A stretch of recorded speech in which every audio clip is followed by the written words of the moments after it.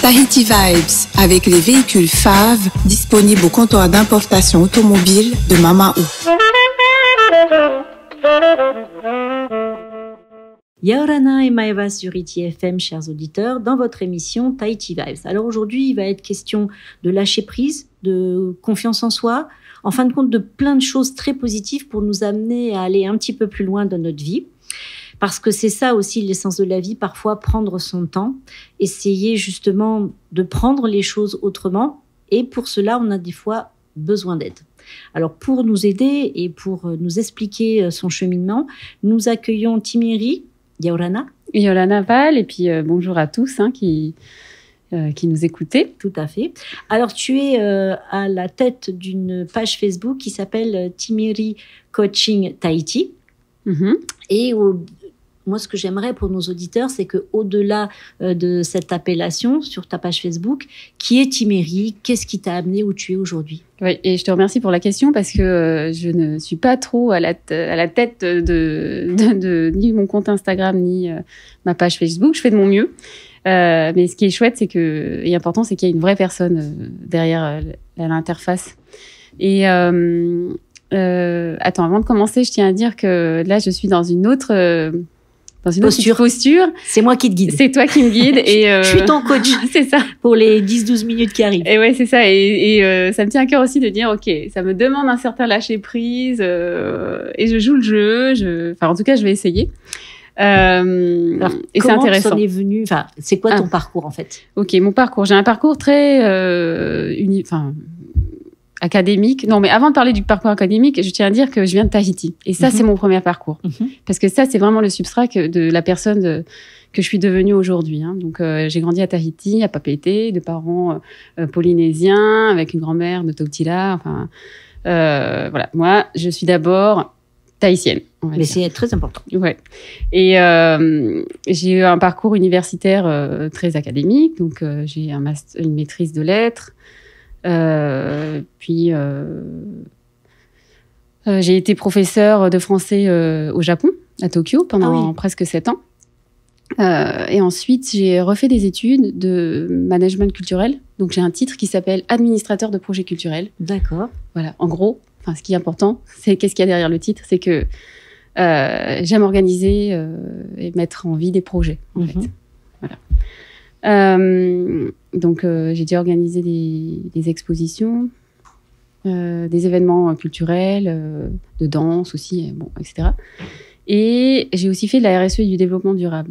Je te raconte tout ça, c'est un peu boring finalement. Mais... Non, pas vraiment, parce que je pense que c'est tout ça qui t'a amené où tu es là. C'est ça. C'est que dans mon parcours, j'ai eu la chance de vivre dans des pays vraiment de langue et de culture éloignés de ce que je connaissais. Donc, je te disais que j'ai passé presque 7 ans au Japon. C'est un pays fantastique, où les personnes ne s'expriment pas beaucoup. En fait, il n'y a pas beaucoup de non-verbal. On est vraiment dans le respect. Dans la retenue, non? Dans la retenue, dans le respect de l'autre. Et ce qui fait des personnes d'une extrême gentillesse et d'une extrême bienveillance. Et en même temps, je pense qu'en étant professeur, j'ai appris à décoder le non-verbal, en fait. Ce qui me sert énormément dans mon métier aujourd'hui. Et puis, j'ai aussi travaillé en multinationale à Paris. Alors là aussi, c'était extraordinaire, en fait, de voir un peu le non-sens de sortir d'une boîte qu'on appelle la maison, de se mettre dans une boîte qui s'appelle la voiture ou le métro, et puis de rentrer dans une autre boîte plus grande, avec beaucoup plus de sardines, finalement, et de passer 8-10 heures par jour, tous les jours, dans cette boîte. Après la mission chacun fait sa mission comme il peut. Exactement.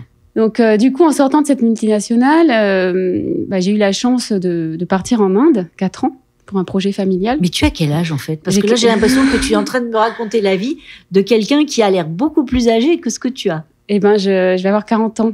Ah tu les fais pas du tout. En mars. D'accord. Ouais. Moi je croyais que tu avais une petite trentaine d'années, tu vois.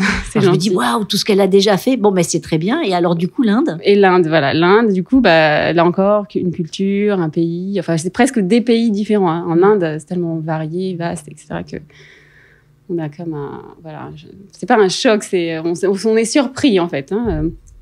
Et du coup là en Inde, en fait c'est plutôt en sortant de la multinationale, j'avais dit à ma co-bureau, ok. C'était super, l'expérience dans cette grande entreprise. Et en plus, dans le milieu du développement durable et de la RSE. Et je lui ai dit, quand même, il y a pas mal de non-sens pour moi. C'est inhumain ce qu'on s'inflige là. Et moi, j'aimerais revenir en entreprise en tant que thérapeute. À l'époque, je ne savais pas ce que je voulais faire, quel chemin je voulais emprunter. Mais je faisais du yoga depuis déjà presque 10 ans. Et comme je te disais, en ayant grandi ici, j'avais une autre réalité, si tu veux. Ça m'a porté, c'est mon pilier d'être née ici. Et j'avais fait beaucoup de danse, évidemment, quelques heiva, etc.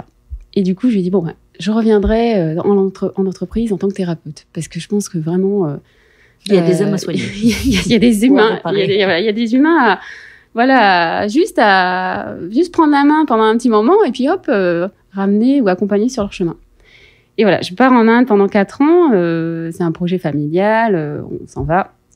Donc là, je me dis, j'ai 4 ans, j'ai quelques années. Je suis en Inde, je fais du yoga, et je vais approfondir ma pratique. Et là, je commence à faire des formations pour être professeur de yoga. D'abord pour approfondir ma pratique, sincèrement. Et puis ensuite, on m'a dit, maintenant, il faut enseigner. Du coup, j'ai commencé à enseigner. Mais je vais te dire, Val, en fait, quand j'ai commencé à enseigner, c'était chouette. Je mettais en pratique ce que j'avais appris. Néanmoins, les personnes que j'avais en face de moi, elles me partageaient des choses que, à mon niveau, je savais même pas comment recevoir. Donc, des problèmes, des bobos ici, là, etc. Donc, structurellement, je me sentais un peu limitée. Du coup, je me suis dit, je vais faire d'autres formations. J'ai commencé par faire une formation en massage. Massage ayurvédique, massage ceci, massage cela. Ok, je me sentais un peu plus costaud et tout. Du coup, j'ai continué à enseigner. Là, je pouvais accompagner avec le corps. Et en fait, je me suis encore rendu compte que les gens m'apportaient autre chose. Des mots beaucoup plus profonds, en fait, qui relevaient de l'émotionnel et que moi, je pouvais encore une fois ni accueillir, ni soutenir, quoi. Alors, je me suis dit, oulala, il me manque quelque chose. Et là, je me suis intéressée au coaching. Donc, j'ai fait de la PNL au départ, et puis ensuite...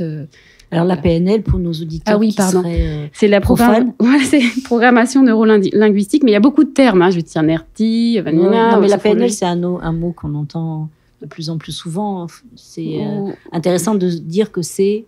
Explique en 2 mots, si tu peux, la PNL. Alors, en 2 mots, la programmation neuro-linguistique, c'est un peu comme si... c'est de la reprogrammation. C'est comme de la reprogrammation. Finalement, on a tendance à utiliser des mots qui deviennent des mots MAUX pour nous-mêmes. Donc, par exemple, je vais essayer. Et en fait, quand on dit je vais essayer, il y a au moins 50% de soi qui va pas le faire, qui va pas y arriver et qui va pas le faire. Du coup, c'est aussi ça la PNL, c'est reprogrammer finalement son langage et puis même ses habitudes, tout à fait. Pour emprunter un autre chemin. Donc, j'ai commencé par ça et puis petit à petit, ça m'a plu et là, j'arrivais à être plus en présence pour les personnes que j'accompagnais. J'ai aussi fait beaucoup de méditation. Je peux pas te dire que je suis un grand maître en méditation, ça c'est faux. Je suis toujours en apprentissage. En tout cas, j'en vois les bienfaits. J'ai fait aussi de la sophrologie. Enfin, voilà, mon parcours.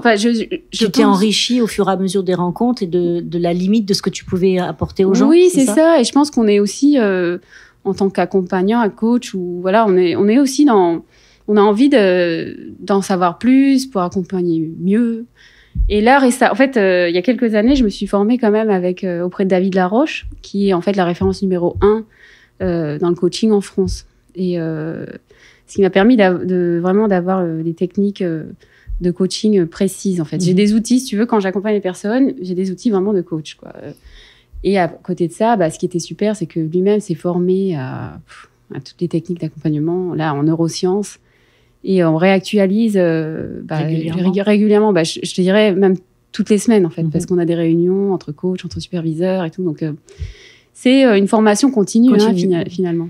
Je pense qu'à partir du moment où on gère de l'humain, on est dans la remise en question permanente. La remise en question permanente, c'est souvent la clé dans la formation aussi. Tu es d'accord avec ce principe-là? Oui, tout à fait. Oui, parce que je peux pas... Récemment, quelqu'un m'a dit on ne peut pas apporter de l'or dans le cerveau des gens ou dans le cœur des gens si on n'a pas soi-même fait le travail. C'est souvent ce qu'on dit aux gens, si tu t'aimes pas d'abord toi-même, comment veux-tu que les gens t'aiment? Parce que c'est sûr, l'image qu'on a de soi, c'est ce qu'on projette aussi aux autres souvent. Oui, alors moi, je ne cherche pas à être aimée. Non, je parle pas de toi, mais les gens qui viennent chercher de l'aide. Oui, oui, excuse-moi, oui, ça y est, je vois. Oui, tout à fait, Val. En fait, moi, ce que j'aime dire, c'est que mon métier, c'est accompagner les gens à retomber en amour d'eux-mêmes, en fait, c'est beau, et de leur vie. Ça, c'est une jolie phrase. J'aime beaucoup. Et alors, du coup, tu es revenue à Tahiti quand, dans cette période-là? Il y a un an, même. C'est tout frais. Voilà, d'accord. En août 2020, donc ça fait 1 an et demi. Et là, tu t'es dit quoi? J'ai plein d'outils, j'ai une boîte à outils qui est pleine. Qu'est-ce que j'en fais? C'est ça. Ou tu avais déjà ce projet d'être comme ça dans le coaching? C'est quelque chose qui a évolué parce que, comme je t'ai dit, j'ai commencé par le yoga, puis ensuite les massages, puis le coaching, puis finalement je me suis dit bon, je vais faire quelque chose d'hybride. Et en fait, pendant cette année-là, oui, après j'ai fait que du coaching pur. Et cette année, je me suis laissée comment dire guidée. Si. Mais si, parce que et c'est intéressant ce que tu dis parce que enfin, excuse-moi, je vais peut-être faire un petit détour, oui. Mais moi, ce que je constate quand j'accompagne les gens, c'est que ces personnes sont souvent dans le contrôle, en fait. Même moi, j'ai pu l'être. Et là, tu vois, je me je me laisse guider. On est souvent dans le contrôle et souvent, on met des masques, une carapace, etc. On est dans le paraître. Certaines personnes se donnent tellement... avec sincérité, je parle par exemple des soignants ou des personnes comme moi qui accompagnent. On est dans le don, sauf qu'on s'oublie, en fait. C'est ça. Et c'est ça, en fait, que c'est là que je veux, tu vois, que je veux sensibiliser les personnes, en fait. On s'oublie. Le risque, en fait, c'est de se perdre. De se perdre, c'est-à-dire de se perdre, ça commence par du stress, des émotions refoulées, de la colère, parce qu'on refoule, c'est comme une cocotte minute. À un moment, ça explose, voilà. Et puis, en fait, et puis après, il y a quoi? Il y a le burn-out, il y a la maladie, et la dépression, etc., etc. Donc moi, en fait, je veux te dire, ça, c'est presque une mission que je me suis donnée voilà, avant la maladie, il y a plein d'autres possibilités. Exactement, en fait. Il y a plusieurs chemins à entrevoir. Oui. Donc toi, tu les aides justement à emprunter ces chemins, à expérimenter, à explorer d'autres solutions. Donc, on a parlé en préparant cette émission, tu faisais de l'accompagnement individuel, mais aussi de l'accompagnement en entreprise. Oui. D'accord. Parce que je voudrais qu'on arrive aussi à la raison de ta venue ici. C'est justement concrétiser tout ça au travers d'événements. Alors, le prochain événement, c'est les 28, 29 et 30 janvier, à Te Aupo, dans un endroit propice à cet exercice. Alors, je lis ta publication Facebook. Viens te ressourcer avec nous. Au programme, yoga, chant, massage et méditation. Alors, justement, l'apport du chant là-dedans, parce que du coup, on a parlé de tout le reste. Super, et on n'a pas parlé du chant. Alors, dis-nous un petit peu la place du chant là-dedans. Oui. Alors, on a beaucoup parlé de moi. Et moi, ce que j'aime aussi, c'est travailler avec d'autres personnes. Et là, j'ai fait intervenir Célia, qui est professeure de musique, qui a fait des études de chant lyrique, qui a beaucoup accompagné à l'école. Et elle vient dans cette retraite pour... le thème de la retraite, excuse-moi, c'est comment se positionner par rapport aux autres.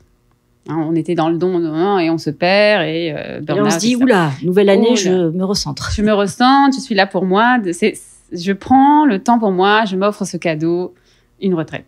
Et là, on va apprendre à se positionner avec les postures, le yoga, la méditation aussi, comment revenir à soi et le chant. Le chant, pourquoi le chant? En fait, c'est pour aussi libérer tout ce qui est émotionnel, qui reste coincé ici, dans ce qu'on appelle des fois, le chakra. Le mal de gorge qu'on peut avoir dans certaines situations.